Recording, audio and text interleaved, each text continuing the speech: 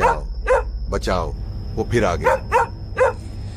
चीख इतनी भयानक थी कि आसपास के लोग नींद से जाग उठे।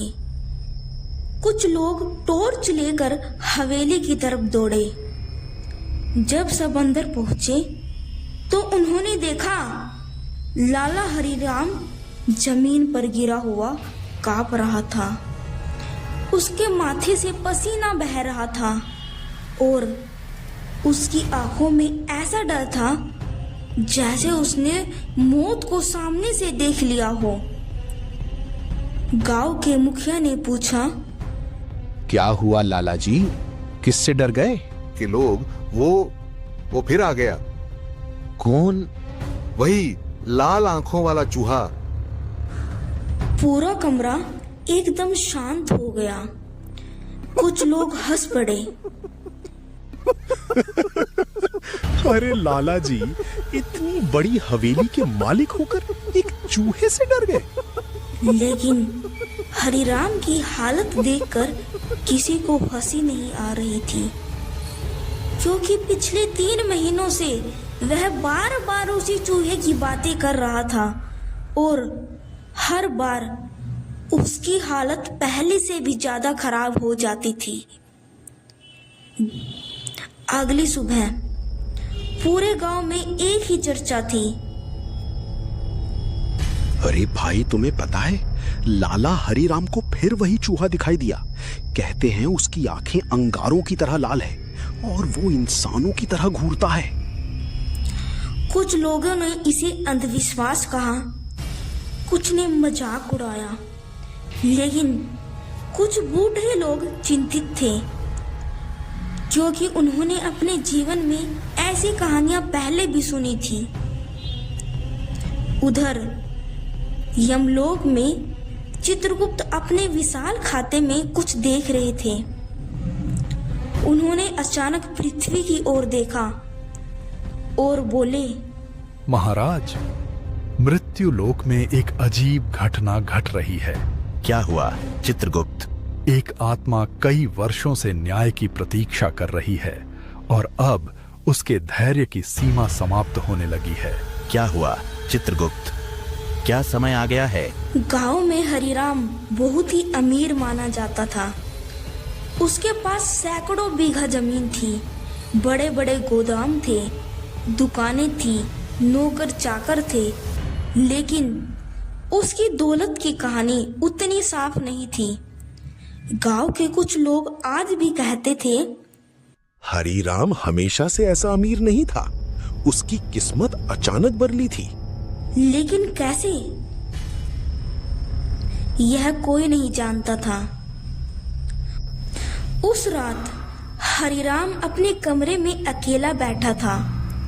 उसने कमरे के सारे दरवाजे बंद कर रखे थे, खिड़कियां भी बंद थी। फिर भी उसका दिल जोर जोर से धड़क रहा था।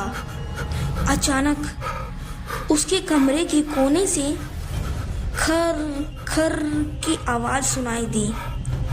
वह चौंक गया। उसने आवाज की तरफ देखा, लेकिन वहां कुछ नहीं था। हरिराम ने राहत की सांस ली। तभी उसके ठीक पीछे से आवाज आई। हरिराम धीरे से पलटा और जो उसने देखा, उसका खून जम गया। उसके बिस्तर के ऊपर एक बड़ा सा काला चूहा था, लेकिन उसकी आंखें साधारण नहीं थी, वे अंगारों की तरह चमक रही थी। और सबसे डरावनी बात, वह चूहा हरिराम को देखकर मुस्कुरा रहा था। हरिराम चीख पड़ा। उसने अपने पास रखी लाठी उठाई और चूहे की तरफ फेंक दी, लेकिन लाठी को चूहे ने अपने पैरों में पकड़ लिया और चूहा गायब हो गया। पूरा कमरा खाली था, जैसे वहां कभी कोई था ही नहीं। हरिराम का शरीर कांपने लगा। उस रात वह सो नहीं पाया। उसी गांव में एक रघु नाम का एक गरीब युवक रहता था। वह संत रामपाल जी महाराज जी का शिष्य था। वह ईमानदार था, मेहनती था और गांव वालों की मदद किया करता था। अगले दिन जब उसे हरिराम की हालत के बारे में पता चला तो वह उससे मिलने पहुंचा। हरिराम ने पूरी बात बताई, लेकिन रघु को यकीन नहीं हुआ।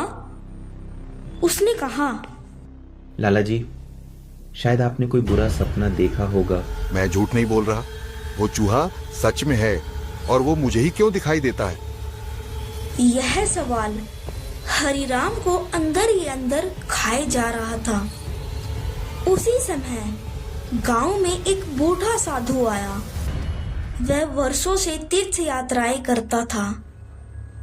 जब उसे रहस्यमय चूहे की बात पता चली तो उसने हरिराम को ध्यान से देखा। हर प्राणी यूं ही किसी के पीछे नहीं पड़ता। कई बार वर्तमान का डर अतीत के पापों से जन्म लेता है। हरिराम का चेहरा सफेद पड़ गया। तुम क्या कहना चाहते हो? कुछ नहीं, बस इतना कि कभी कभी न्याय आने से पहले संकेत भेजे जाते हैं। यह कहकर वह आगे बढ़ गया, लेकिन उसकी बातें हरिराम के मन में घर कर गई थी। उधर चित्रगुप्त ने एक पुराना खाता खोला। उसमें धूल जमी हुई थी। उन्होंने पन्ने पलटे और एक नाम पर उनकी नजर रुक गई, हरिराम। एक आत्मा कई वर्षों से न्याय की प्रतीक्षा कर रही है और अब उसके धैर्य की सीमा समाप्त होने लगी है। समय निकट है, बहुत निकट। उस रात हरिराम फिर सोने की कोशिश कर रहा था, लेकिन अचानक उसके कमरे की दीवार पर एक परछाई दिखाई दी। धीरे धीरे वह परछाई चूहे का आकार लेने लगी और फिर कमरे में एक आवाज गूंजी, हरि राम, क्या तुमने मुझे पहचान लिया? हरिराम की चीख पूरे गांव में गूंज उठी। सुबह होते होते पूरे गांव में फिर से वही चर्चा थी। लाला हरिराम ने फिर उस चूहे को देखा। इस बार तो उसने किसी की आवाज भी सुनी है।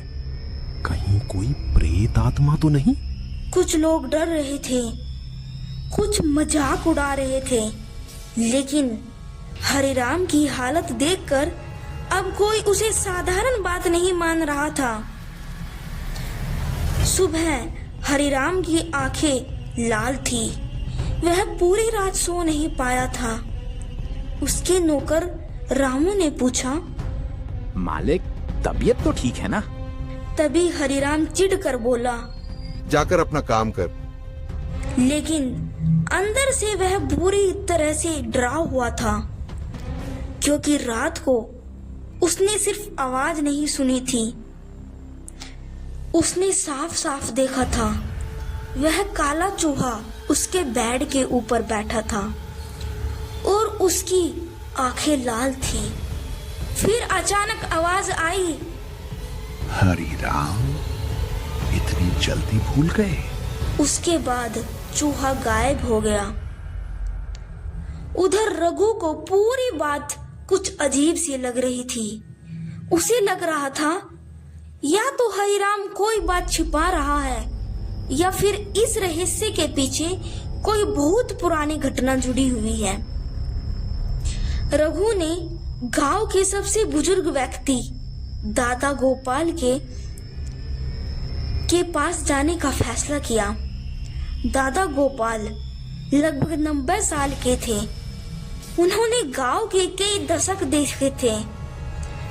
जब रघु ने उनसे हरिराम के बारे में पूछा तो बूढ़े गोपाल कुछ देर चुप रहे, फिर बोले, बेटा, आज लोग हरि राम को अमीर आदमी मानते हैं, लेकिन 25 साल पहले उसकी हालत भी साधारण थी। रघु ध्यान से सुनने लगा। और उसी समय गांव में श्यामलाल नाम का एक गरीब किसान रहता था। बहुत ईमानदार आदमी था, लेकिन उसके साथ बहुत बड़ा अन्याय हुआ था। रघु चौंक गया। क्या हुआ था? गोपाल ने गहरी सांस ली। पूरा सच तो मुझे भी नहीं पता, लेकिन इतना जानता हूँ कि उस घटना के बाद श्यामलाल बर्बाद हो गया था और कुछ साल बाद उसकी मौत हो गई। उधर यमलोक में चित्रगुप्त ने वही पुराना खाता खोला।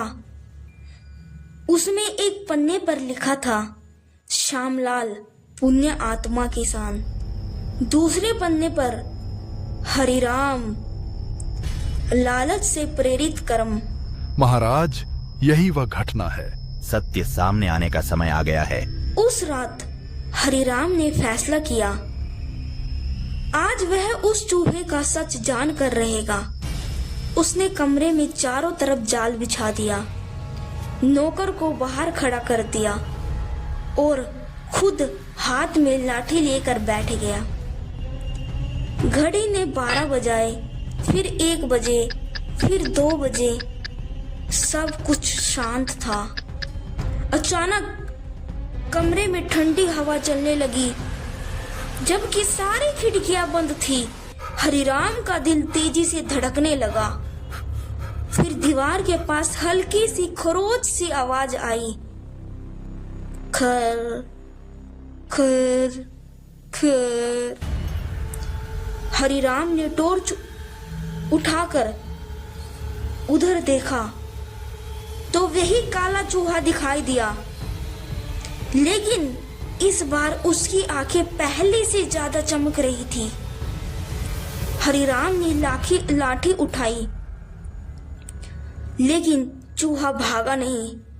वह धीरे से चलने लगा और कमरे के एक पुराने संदूक के पास जाकर रुक गया।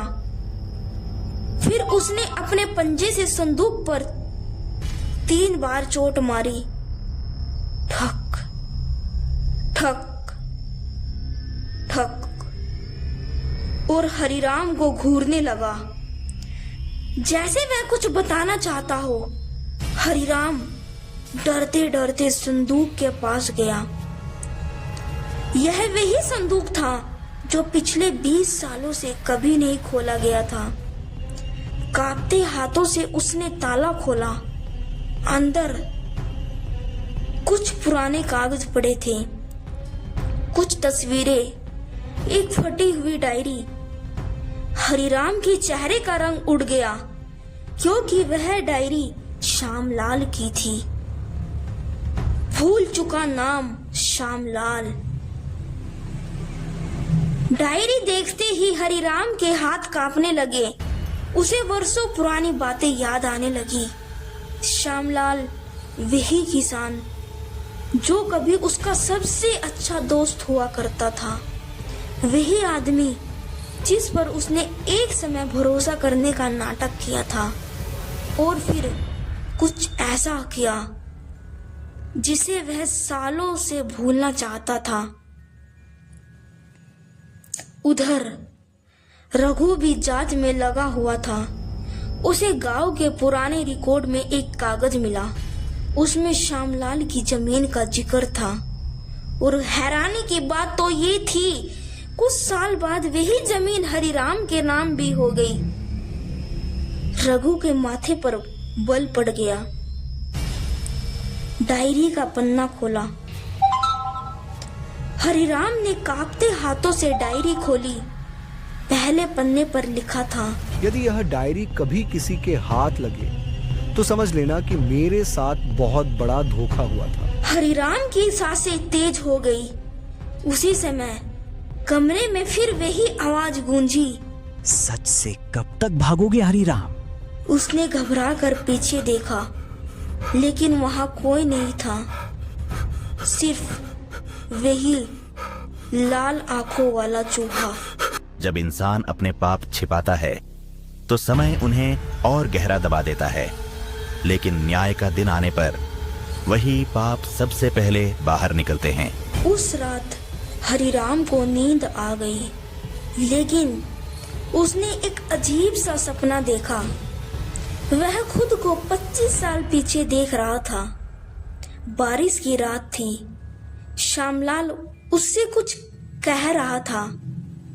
उसकी आंखों में आंसू थे और फिर अचानक एक कागज पर जबरदस्ती अंगूठा लगाया जा रहा था। श्यामलाल चीख रहा था, हरिराम, तू मेरे साथ धोखा मत कर। उसका पूरा